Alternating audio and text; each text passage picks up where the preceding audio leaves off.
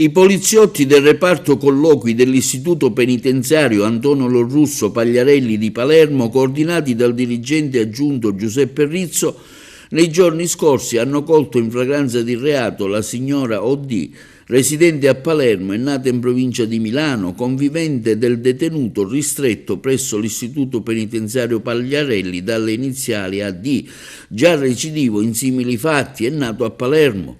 In particolare, nei giorni scorsi la signora O.D. si presentava in questo istituto di pena volendo fruire di colloquio visivo con il convivente già detenuto. Sottoposto al controllo ordinario previsto dal regolamento d'istituto, faceva ingresso all'interno della sala colloqui.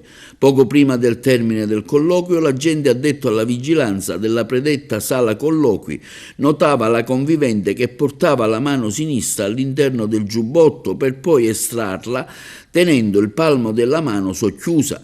Nel frattempo il convivente scartava un cioccolatino. A questo punto la familiare portava la mano sinistra nelle immediate vicinanze del cioccolato e apriva la mano depositando un involucro di colore scuro. L'agente notava nel contempo che il convivente in rapida successione prendeva l'involucro e lo portava in bocca. L'inusuale azione veniva comunicata immediatamente al responsabile del reparto colloqui. Al termine il personale operante rinveniva all'interno del cavo orale del detenuto della presunta sostanza stupefacente costituita in un frammento solido di colore marrone, verosimilmente stupefacente del tipo hashish, termosigillato in un cellophane che veniva posta sotto sequestro.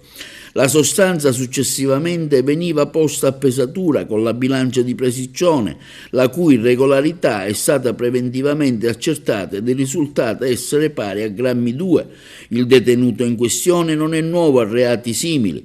Precedentemente, al rientro dal permesso premio, tentava di introdurre un involucro di cellophane all'interno del quale vi era racchiusa una sostanza di colore marrone, verosimilmente stupefacente del tipo hashish, occultato sempre all'interno della bocca.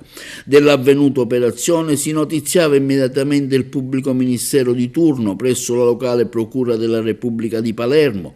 Al termine degli accertamenti di rito, la convivente O.D. veniva tratta in arresto, disponendo il pubblico ministero che la prevenuta fosse posta immediatamente agli arresti domiciliari presso la propria abitazione di proprietà della madre a disposizione dell'autorità giudiziaria per eseguire l'udienza per direttissima presso il Tribunale Ordinario di Palermo.